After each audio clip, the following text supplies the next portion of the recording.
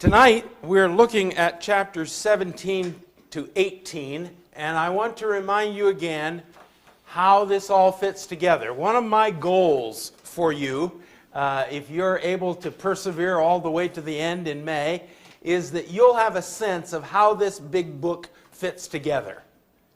For many people, it is such a huge thing. You're working through it chapter by chapter or something like that in your reading, and you just sort of get lost.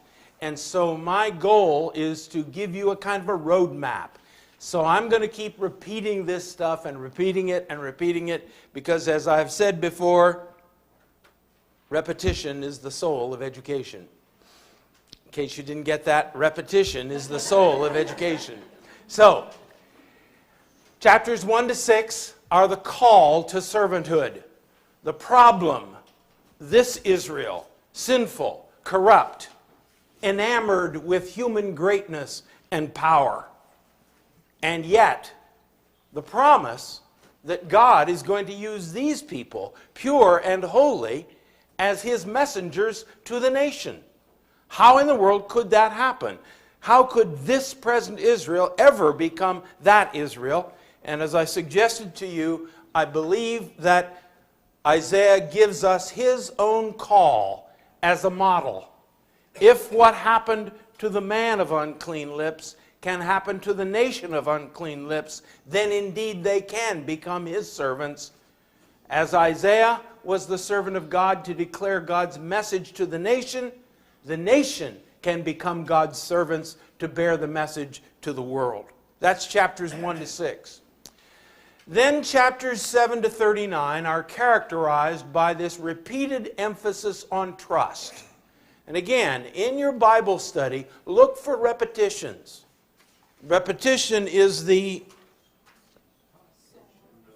I heard someone say it, the soul of education, yes. When the author is repeating something, you can bank on it. He's trying to make a point.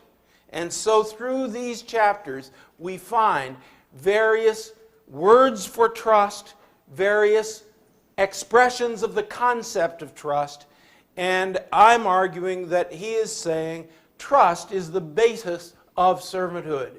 This is where things went wrong in the garden. You can't trust God. God's not on your side. God's not for you. And since you can't trust Him, you've got to take care of yourself. So the bottom line really is, can you and I trust Yahweh? Can we trust the I Am? Can we put our weight down on Him? And the answer of Isaiah is absolutely. I've suggested to you that this section, 7 to 39, is broken into three parts. First of all, in chapters 7 to 12, King Ahaz was challenged to trust God. His two northern neighbors, Israel and Syria, are attacking him, trying to force Judah into a coalition against the bigger enemy, Assyria. And Ahaz, challenged by Isaiah to trust God, says no. And in fact, trusts Assyria to deliver him from Israel and Syria. As I said to you before, it's a bit like three mice having a fight and one of them hiring the cat. Not smart. And so Isaiah talks about the implications of this. And he goes all the way through. Assyria coming to attack them, but one day Assyria herself falling because she's the arrogant instrument of God. And when that happens, a root from the stump of Jesse, burned out stump in a land that would not trust God, out of that burned out stump comes a little shoot. Green, helpless shoot. And that shoot is the promised one, the Messiah, for whom all the world looks. So here, in this section, Isaiah traces the whole series through. If you won't trust, this is what will happen to you. But when you've refused to trust Him and have experienced judgment, God will come in grace. Shouldn't you trust a God like that? Then, lessons in trust. Since you failed the exam, we're going to go back to the textbook and we're going to try this again. And we're going to give you reasons why you shouldn't trust humanity, the nations of humanity, and why you should trust God. We're looking now at this section, the judgment oracles against the nations, chapters 13 to 23. We saw how we started with Babylon. And I suggested to you that Babylon is sort of symbolic. Babylon is the glory of humanity personified. And so in chapter 14, any creature who exalts himself or herself to the place of God is doomed to fall. Then we looked at how Isaiah sort of brings the wide angle down to a narrow focus from talking about Babylon as symbolic of the nations to Assyria, the current representative of Mesopotamian power, and the neighboring Philistines. And then on the other side of the Dead Sea, from your point of view, the Philistines are here, the Dead Sea is here, and the Moabites are over here. Now tonight, we're ready to look at chapters 17 and 18. So we begin with verse 1. And who is this oracle directed against? Damascus, the capital of Syria. So we might expect, on the basis of what we've seen already, that the rest of chapter 17 would be talking about Damascus. Wrong. It's not, as a matter of fact. Look what has happened by the time we're in verse 3. The fortress will disappear from where? Ephraim. What's Ephraim? Israel, the northern kingdom of Israel. So within 2 verses, we've stopped talking about Damascus, at least solely, and have included Israel in this thing.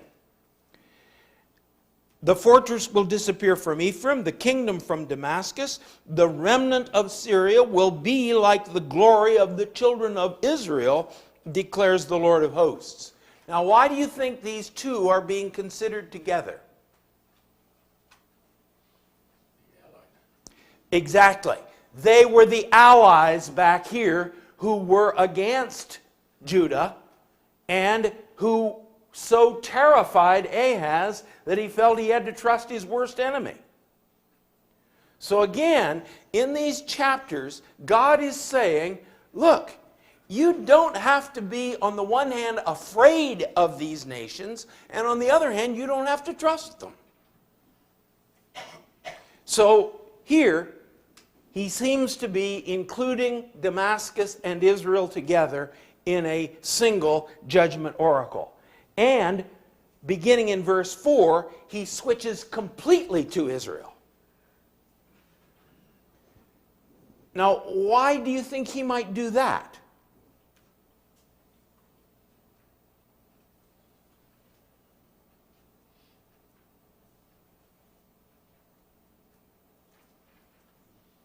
It would seem that Israel would be the most likely one Judah would trust.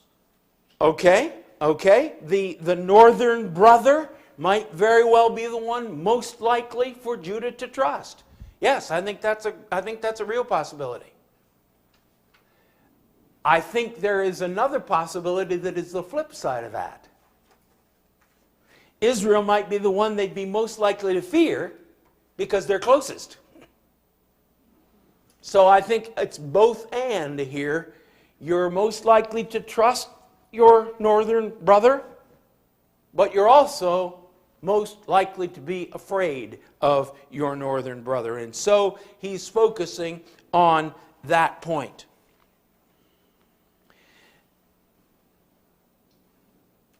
Now, ask in regard to verses 1 to 3,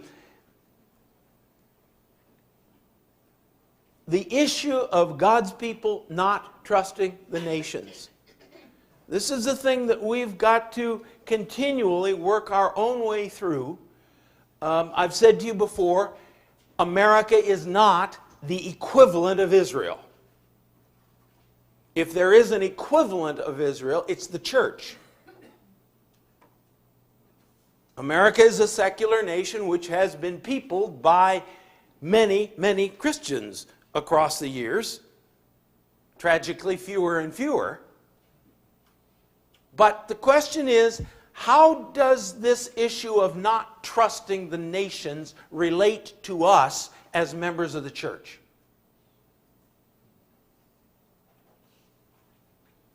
Depending on them to give us our rights and to obey God's laws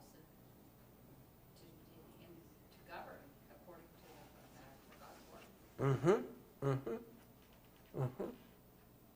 Protect us. Polytheism?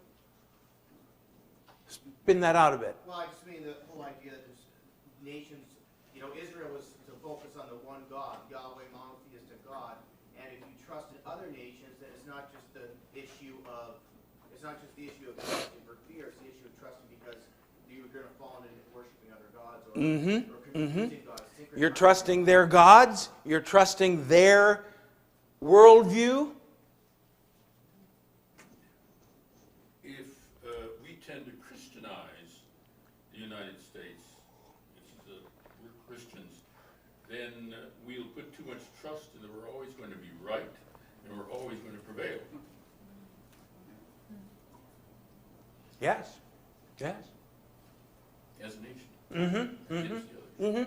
Yeah, because we're God's favorites, therefore we can't do anything wrong and we're bound to win. Yeah.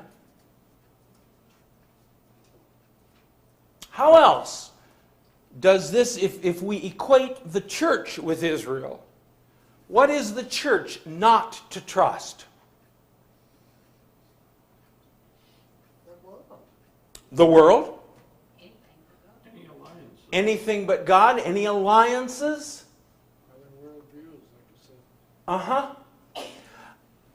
I become very anxious when I see the world, when I see the church beginning to use the world's methods.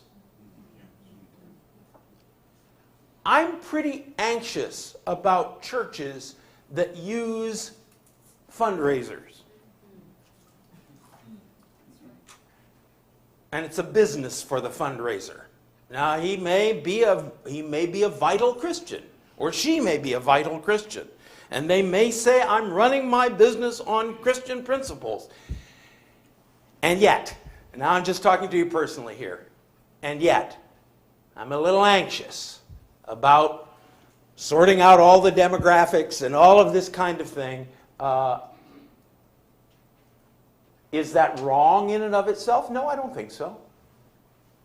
But I'm just anxious that it is beginning to trust the world's methods to do God's work.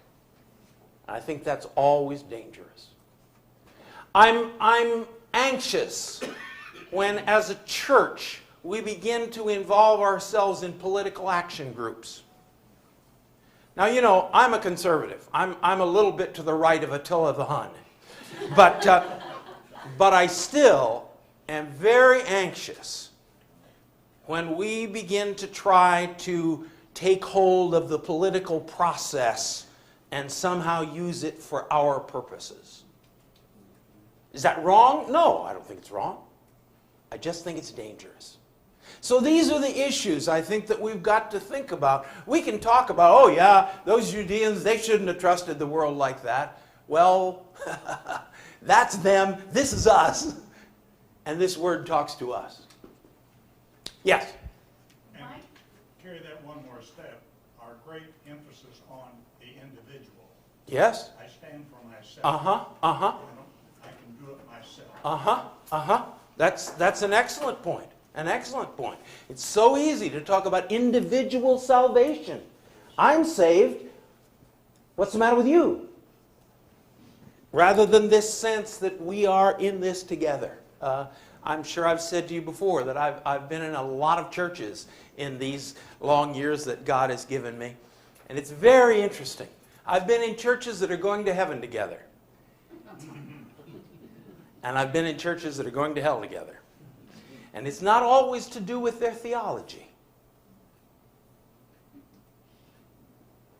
So, yes, we're in this together. So, those are the kinds of things I want you to think about as we work our way through here. How does this relate to us as the people of God in the 21st century?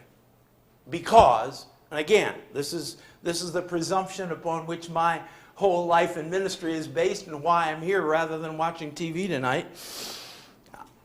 I think this is for us. And I think that's why you're here too. Okay, let's push on. What's the point of the figure of speech, the extended figure of speech in verses 5 and 6? He's talking about Israel. And what's he saying about Israel?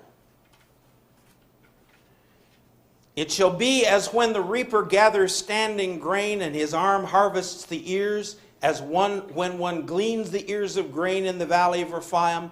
Gleanings will be left in it, as when an olive tree is beaten, 2 or 3 berries in the top of the highest bough, 4 or 5 on the branches of the fruit tree, declares the Lord God of Israel. What's he saying?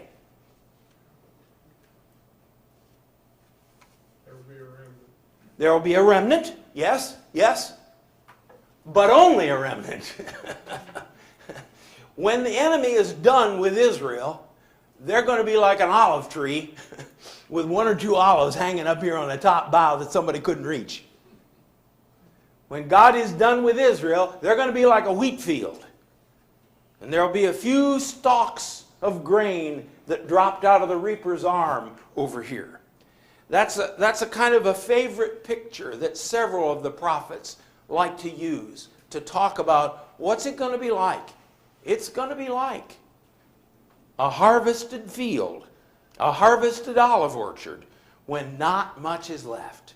So you're scared of Israel, or you're tempted to trust Israel? Let me tell you, their judgment is coming. And they're going to be left. Just an olive here, a stalk of grain there, and not much else. All right, let's move on. I pointed out to you that verses 7 and 8 are in prose. Now, I don't know whether your Bible sets it out that way. Most modern Bibles do. There's some argument among biblical scholars sometimes. As I've told you before, the mark of Hebrew poetry is this idea of synonymous thoughts. You've got a line and it says something normally in 3 accent units. Now, sometimes they group words together so that in the English it comes out as 2 words, but it's really a single accent unit in Hebrew. So this line will say something. The next line will say the same thing, but using synonyms. So 1A, 2A, and if the poet is kind of creative, he may add a new word here in the end that is still reinforcing that point. That's what Hebrew poetry looks like. And if you see this happening when you're reading Hebrew, you say, oh, that's a poem. And so modern translations will set it out in the shape of an English poem.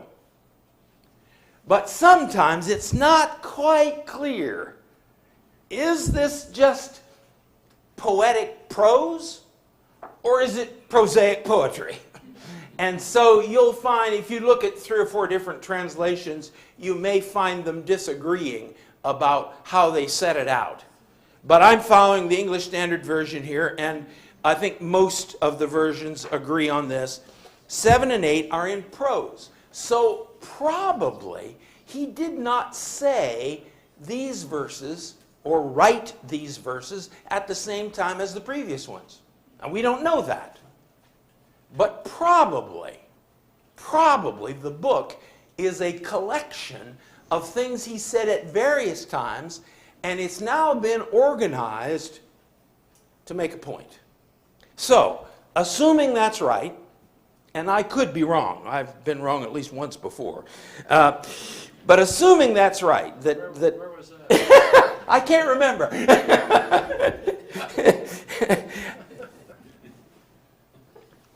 How do verses 7 and 8 relate to 1, 2, 3, 4, 5, 6?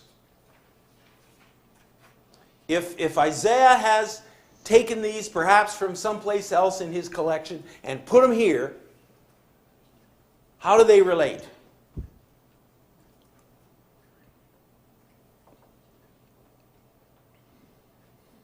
What has happened in verses 4, 5, and 6?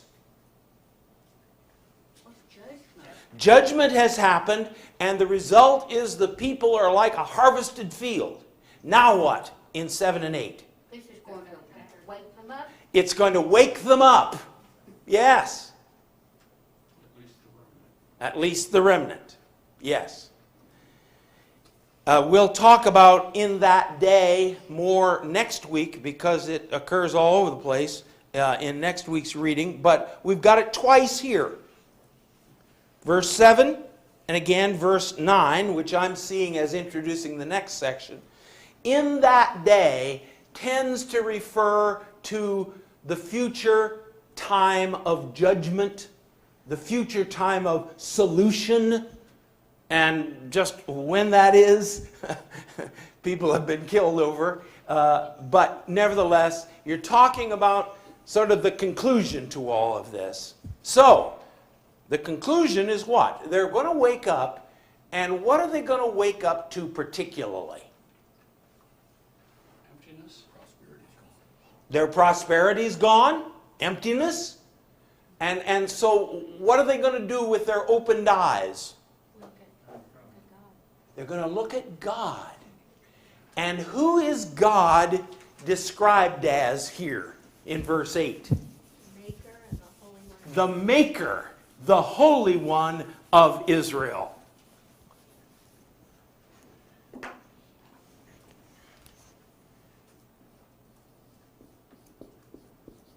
Now, as I've talked to you before, holiness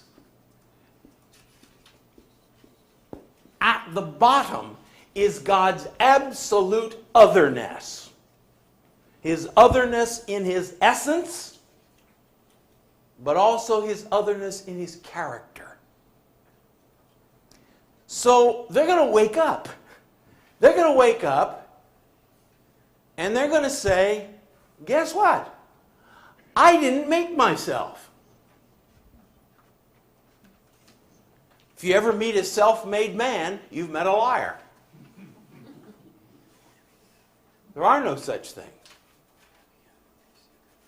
They'll look at their Maker, the one who stands outside this world. The concept of the transcendent, the holy Creator, is one of the remarkable theological concepts in the Bible. The problem with evolution is it does not believe in a holy Creator.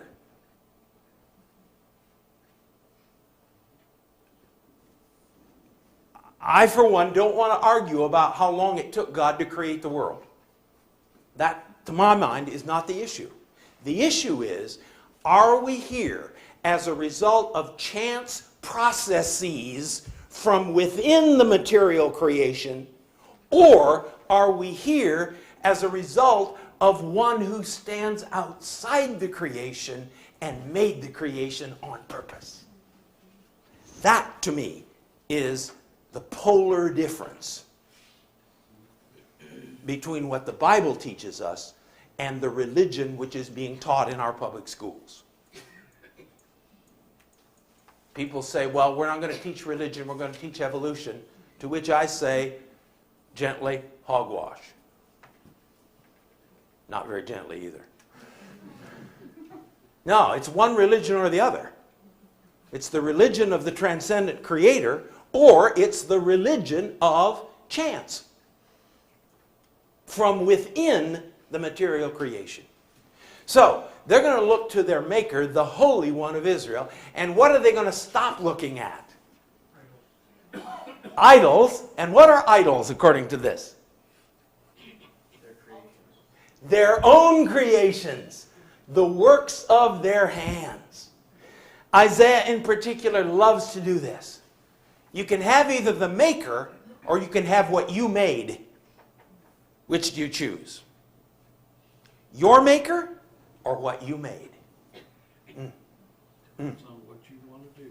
If you want to control things, you go with your own made stuff. Yep. If you want to have the illusion of control. Exactly. Exactly. And so their world has fallen apart. And in that day they say, oh my goodness. I've been depending on what my hands have made. What a fool I've been. I wonder if that has happened to anyone here. Have you ever had an experience like that, a devastating experience that has called you back to realities? I suspect most of us have. Anybody want to share one?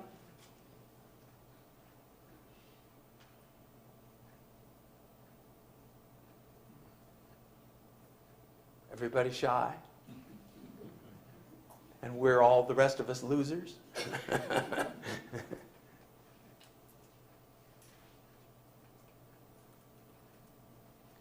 Sometimes we ask, why would God let that happen to me? That bad thing, that loss, that tragedy. Well, I think in this complex world there are not easy answers to that. But I am confident that God allows things to happen precisely for the good of our souls. That we come back to reality. And that's what he's saying will happen here. All right, let's push on. As I said, I believe that verse 9 now is a prose introduction to the next couple of verses. What's he saying?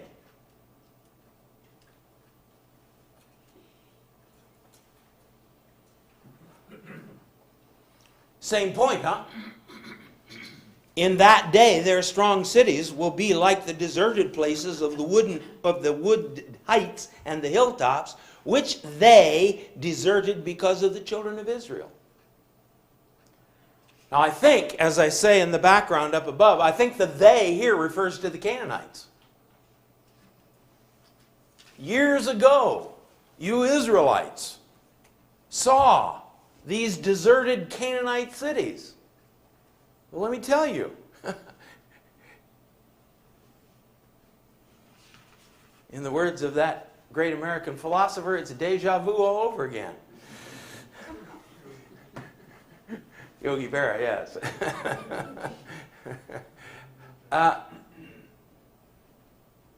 You're going to see that happening again, but now it's going to be your cities. Their strong cities, the Israelites' strong cities, will be like the wooded heights and hilltops which they, the Canaanites, deserted before the children of Israel. Now, what's the first word in verse 10? Because. Anyone have for? Yeah? We've talked about repetition as something to look for. Here's another thing to look for: cause and effect.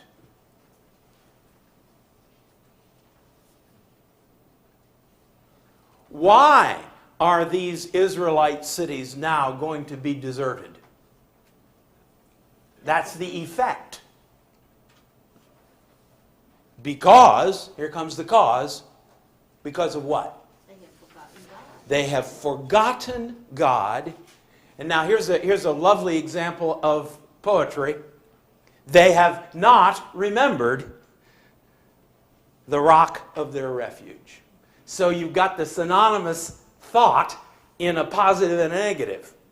They have forgotten, they have not remembered, same point. Now these are important words. They are important because of the way Moses used them in Deuteronomy. We've talked a little bit about Hebrew in the past.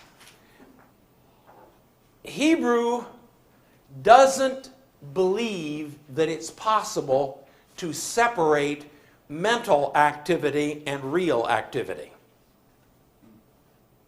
So what is it to remember God?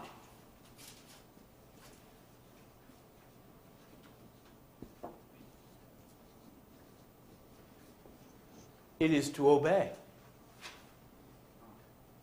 If you remember who God is and you remember what He's done for you, what are you going to do? You're going to do what He wants. And in the same way, to forget God is to disobey. Now, you see, we in English, we can say, oh yeah, I remember God, but I'm still living like hell. And Moses says, you do not remember God. Oh, I haven't forgotten who God is. I haven't forgotten what He did for me back there 20 years ago. Oh, yes, you have. Or you would not be living the way you're living. And so Isaiah here is picking up that Deuteronomic usage. You have forgotten the God of your salvation. You don't remember how He saved you.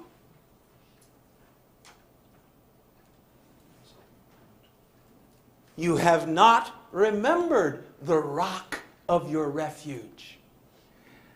That's again, a lovely figure of speech. Out in the desert, you are being pursued by a horde of enemies. And it's a flat, gravelly, featureless surface, and you're running like mad, and you come over the top of the hill, and there in the valley is a big, big rock about 30 feet high. And the 3 or 4 of you do one of those team building things, you know, stand on one another's shoulders and pull one another up, and finally you're up there on top of the rock, and your enemies are running around below, and you're saying, nah, nah, nah, nah, nah, nah. That's what we're talking about here, the rock of your refuge. He also uses it as the rock of shadow. Again, you're out there in that hot, hot desert. Oh my, to get in the shade of a big rock and be protected from that merciless sun. But he says, you've obviously forgotten all about that. You've forgotten how God was a place of defense for you. You've forgotten how God was a place of protection for you because of the way you're living. And I say to myself, if I point one finger at you, I'm pointing 3 at myself. Where do I forget who He is and what He's done for me? And how do I remember that? Yes? Is this somehow related to the forgetting, like to denying? Yeah. I remember I had class at UK, and this professor continuously told us that there was no God, we should not believe in all of that. And I listened to that for some time, and finally I thought, being a shy person as I am, I said to him, why do you keep saying that? It's like, I just don't understand why you keep trying to tell us not to believe in God. What is your background? And he said, I have been a pastor and left it. So he He's justifying his own existence. Yeah, he did remember. Yes, he And did. he knew, but he was obviously denying it and trying to get us to follow that. Yes, yes. Is that kind of what you're saying? Yes, yes. Because he did remember. He remembered, but he has forgotten. Right, but it's a conscious choice. That's right. Yeah, yeah. And that's so we can make that kind of distinction to say, yes, I remember something mentally, but I refuse the consequences, the logical consequences of that memory. Hebrew is saying, no, you can't. If you have rejected the logical consequences, then in fact, you've forgotten. I often wonder what he did. Yeah. Because the fact he kept so openly trying Yeah. to tell us Yeah. that there was no God and all of Yeah. this, which it didn't even relate in the class, because there wasn't a philosophy class. But I thought. The well-known New Testament writer Bart Ehrman is another example of this. He has written now probably 20 books, all with the purpose of tearing down the New Testament. And he grew up in a fundamentalist home, went to Moody Bible College, graduated from Wheaton, and in the process lost his faith, and now he's on a crusade. If I'm right to have lost my faith, then everybody else ought to lose their faith too. Yeah, yeah. Pardon? Name again. Bart Ehrman, E-H-R-M-A-N. He's widely used on the Learning Channel, Discovery. The media love him. All right, let's push on. Now, notice what's going on here. We've got an effect. Their cities are destroyed. We've got a cause, and then we've got another effect. See the therefore?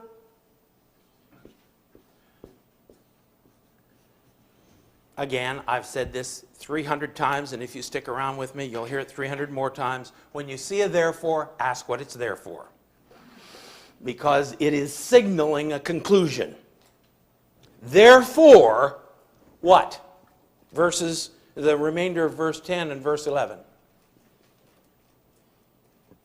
Well, they're going to begin to try to revive themselves by planting things that will come.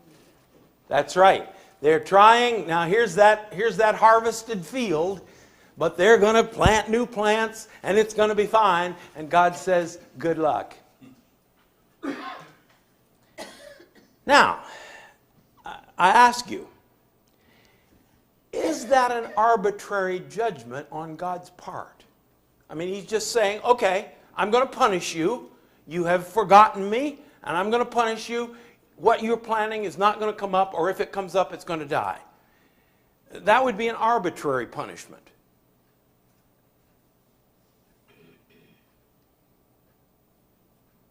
Is it arbitrary?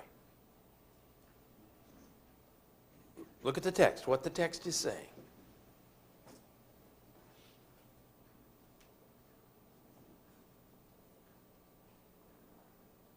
Yeah, accusing them of bowing down to another god. Okay, bowing down to another god? Patricia? It's a consequence. It's a consequence. It's a consequence. And this is something that we really, really need to get through our heads. We have the picture, when we read the Old Testament, of this God who, man, you look at him cross-eyed, he's going to whack you. But if you make a choice, you have to suffer the consequence. If you make a choice, you have to suffer the consequences. Exactly. Exactly. Now that's not here in this text, but simply to illustrate the point, if I set out the very best plants I can get, but I'm too lazy to water them, what's going to happen to them? They're going to die.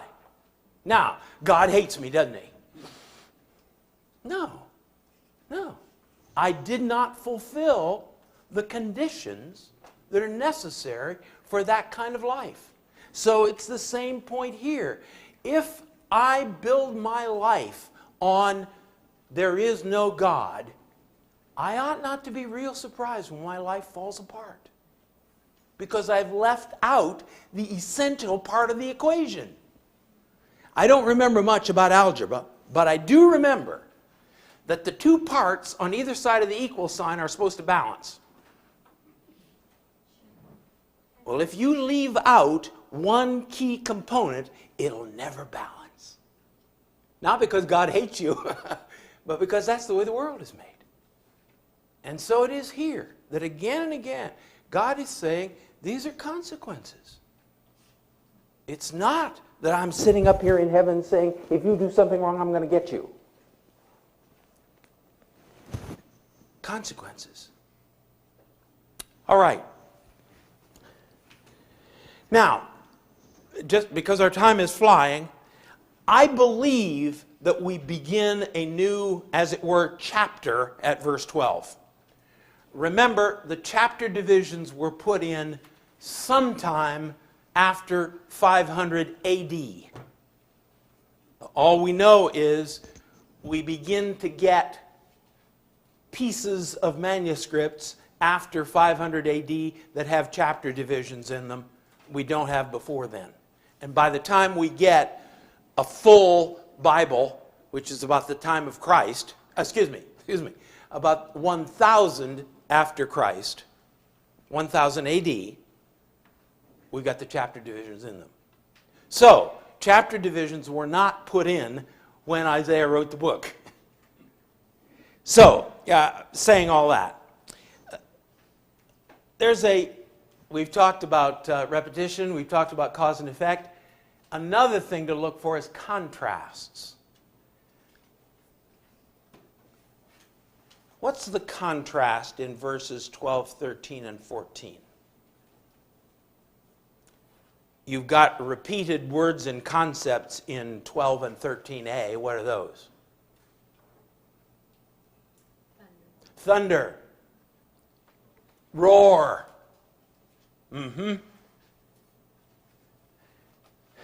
What does thunder and roaring connote to you? Storm.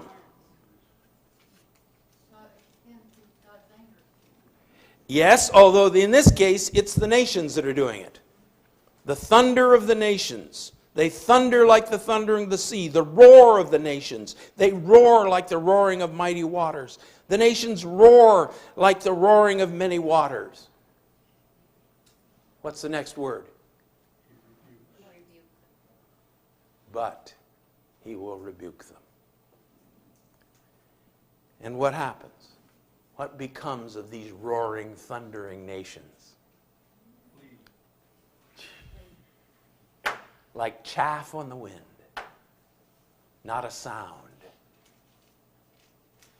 Not a sound. Then look at verse 14. I like the first part of it especially. At evening, what? Terror. And in the morning? They're gone. They're gone. Reminds me of the verse, weeping endures for a night, but joy comes in the morning. That's God's world. That's God's world. Yes, trouble, pain, sorrow, but they're not the end of the story. And so it is here. Yes, these nations are thundering. They're roaring in their power. That reminds me of Psalm 2. How the nations rage. And then I like the next line. He who sits in the heavens will laugh.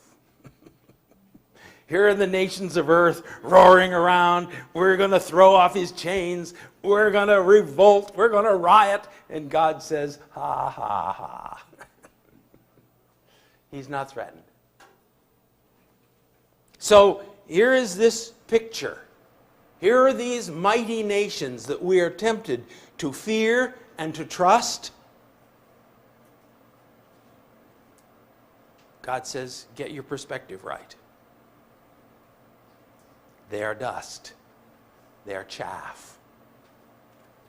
However loud they roar, however terrorizing their thunder, in the morning they are no more. All right, let's push on quickly now. What is missing in 18:1? the word for burden or oracle or message. All the others, we've had it, but we haven't had it here. Many commentaries will say chapter 18 is an oracle against Ethiopia. Not on the surface of it, it isn't. All right, let's look on now. The land of whirring wings that is beyond the rivers of Cush. The Bible pictures the southern part of Egypt and the northern part of Ethiopia as a place of bees. Now, why they did that, we don't know.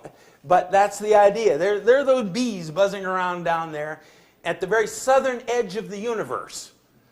Cush is the very southern edge of the world. Beyond that, here lie dragons. So, they're down there at the very far southern end of the world. Now, what does Cush do, according to verse 2? They send out ambassadors, envoys, messengers. And they go to whom?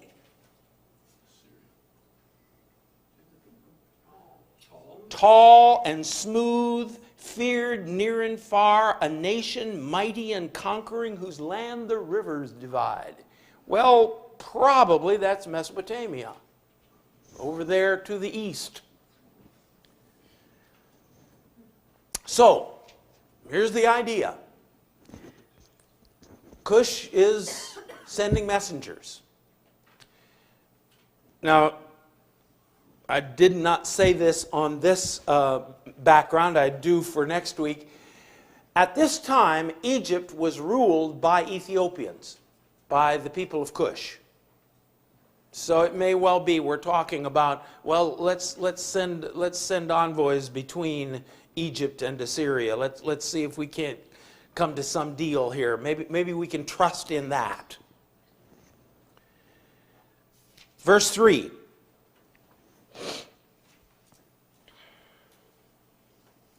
What's God going to do? Verse 3. He's going to raise a signal flag. Here's that signal again. This word, might as well learn a little Hebrew since you came out on a Monday night. The Hebrew word is nes.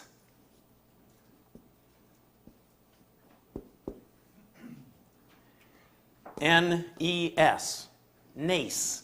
And it means an ensign flag. It occurs about 6 times in this book, not very frequently anyplace else in the Old Testament. He raises a flag to call the enemies in to trample the vineyard that is full of bitter grapes. The Messiah is the flag who will be raised to call the nations to come and bring the Israelite exiles home. The Messiah is the flag that will be raised to call the nations to come to him. Isaiah loves flags. So here it is again. God is going to run up a signal flag on the mountains. And the inhabitants of the world are supposed to pay attention. He's going to have a trumpet blown. And they're supposed to listen. Well, what are they supposed to hear? And what does he say? Verse 4. I will remain quiet and look on from my dwelling place. Like the clear heat in sunshine, like a cloud of dew in the heat of harvest. Here are the nations thundering and roaring about what they're going to do in the world. Here are the Ethiopians buzzing around like bees with messages. And what does God say? I will look on quietly. Again, this is a kind of a theme that runs through the book. God's weakness is stronger than the strength of the world. Later on, he's going to say to the Hebrew people, in quietness and rest is your salvation, but you would not.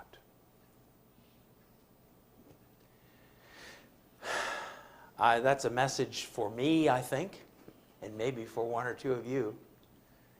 Such a temptation in this day to be frantically busy. Got to do this, got to do that, got to do the other thing. And God says, no, I'm the one who has to work. Would you rest in me? Would you allow me to do the work through you? No, I've got to get on my iPhone here. I've got to buzz around the world with messages and texts and.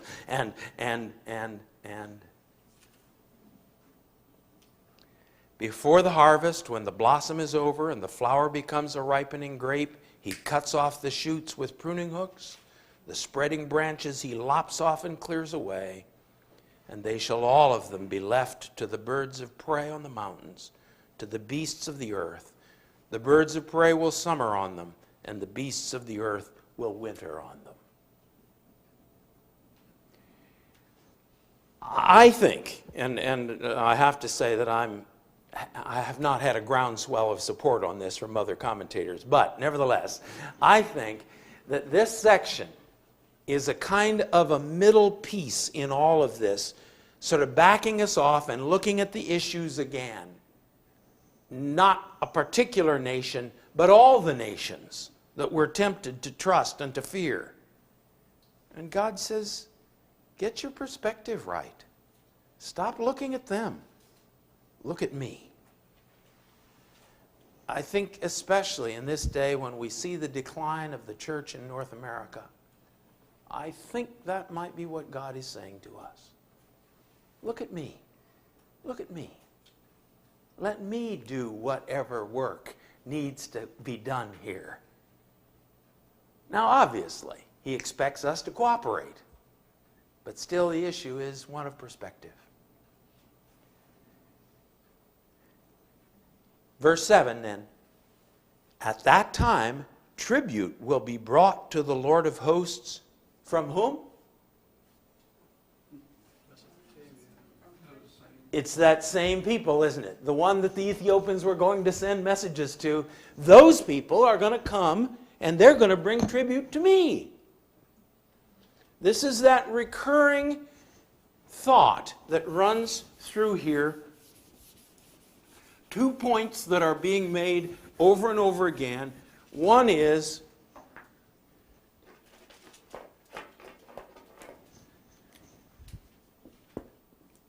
the nations are under judgment from your God.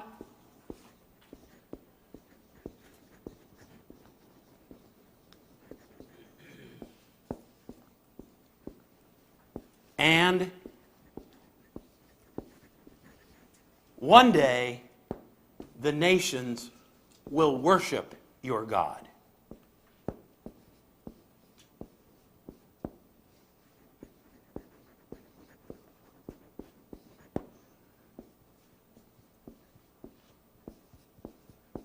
So why in the world would you trust them? And why in the world would you fear them? Your God. Now again, I say, it's easy for us to talk about this. We see a Christianity which in the world is the fastest growing religion by conversion of them all. The Muslims are beating us on birth rate, but in terms of conversion rate, Christianity is the fastest growing religion in the world. So it's relatively easy for us to look at this and say, yeah. But Judah, as I've said to you before, is not much bigger than Jesmond County. And for someone to say, all these nations are under judgment from your God. And even more, all these nations are one day going to worship your God. Whoa, that took faith. That took faith. Now, it may be that if the decline of the church continues in this country and in North America as it has, some of you who are in your teens may see a situation a little more like this. Well, how in the world can our God, when as in Britain, 97% don't go to church? Really? Is that true? That's true. It's true. It was true for Judea. It's true for us. And we need to build our lives there. All right. Questions, comments, observations? Yes? This is off the wall, Oh, good. so you can laugh me out of here if you want to. This expression that keeps recurring, 18:2, 18:7, it's also in 55 and in 65. The strong people tall, smooth skin, with a strange language. Mm-hmm. Is there any thought in any of the scholarship that this prophecy looks forward to Paul turning west at Troas and the relatively ready reception of the gospel in North Central Europe and England and ultimately North America, which has been a big sending, evangelizing movement? The description fits, and the language, of course, is a totally different source from Hebrew. And I have a note in Tacitus that he says something about this in his Germany and its tribes, but now I couldn't find it when I tried to find it again. Is that totally not supported by anything in this text? I think the answer is yes. The answer is what? The answer is yes, it's not supported. I think virtually everyone agrees that it refers to the Babylonians, probably. The Assyrians, at least the kings, wore beards, but the Babylonian kings tended to be clean-shaven. And there are those who argue that this is a connection between Ethiopia and Egypt, because the Egyptians were clean-shaven. It's so strange. The pharaohs wore a false beard. Figure that one out. Toupee, I can understand. False beard, no, I can't. So there's some argument that we're talking about messengers buzzing up and down the Nile rivers between the homeland of the Ethiopian dynasty and where they are now in the north. So usually it's those two that but I'm not aware of anything referring to the more distant future. Yes? Isn't there a message in here for we evangelicals as we get involved in the culture war of this time, that we're not involved in this zero-sum game? Evangelicals, I find, many of us, become frightened and we're going to lose. Yes. Isn't this Yes. speaking to us? I really believe it is. I really believe it is. That number one, I think we've got to stay away from, as much as possible, an attempt to use the political system for our own ends. And number two, we've got to avoid this kind of, oh my goodness, we got to do something. The whole house is going to fall down on us. God has been here before. And so, yes, I really do believe that this, I will look quietly from my dwelling, and that we need to become more centered on Him and the certainty of His triumph in His way, through us, with us, but rather than telling God how He needs to save His church, we need to listen to God as to how He intends to do it. I think a consequence of that, in my observation, is in order for us to feel better, we demonize our enemies. Yes. Take on their particular tactics. Yes. And love is not a part of it. We no longer can express love to our enemies. No. They know it. And they know it. Yes. I very much agree with you. Again, as I say, I'm very conservative politically, and yet I felt very badly about the kinds of email messages that were circulated during the election that just were out in the bushes in terms of the other side. And yes. While I was studying at home, Yes. the thought came to me about when the United States went off of the gold standard. Uh-huh. Well, as I thought about this, when we get away from God's standard, things fall apart. Yes. And many of these things have crept in. When the United States went off the gold standard, and if we go off the God standard, many of the same kinds of destructive things can happen to us. Yes. But again, this is a personal thing and observation, but it seems so wrong to politicize some of these issues that we see. I mean, we're questioning God. And I see where you're coming from, and very much I think that's what's happening. Yes. That we politicize these things when, as Christians, should be no question in our life about it. Yeah. When we politicize things, we begin to miss God's perspective on the whole issue.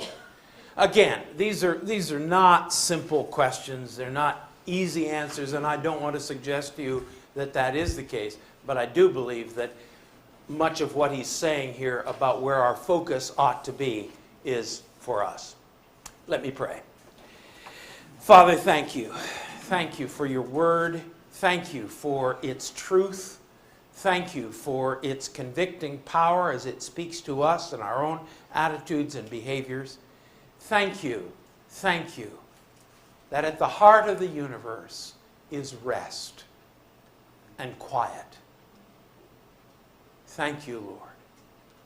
Let your rest and your quietness flow deeply into our souls in these tumultuous days when we see many things around us roaring and thundering, and we're inclined to run here or there or try to solve that problem in this way. Deliver us from mere passivity, sitting on our hands and saying, well, God, you do whatever you want to. Deliver us from that. But at the same time, O Lord, let your quietness fill us and breathe out of us as we encounter the world around us. In your name we pray. Amen.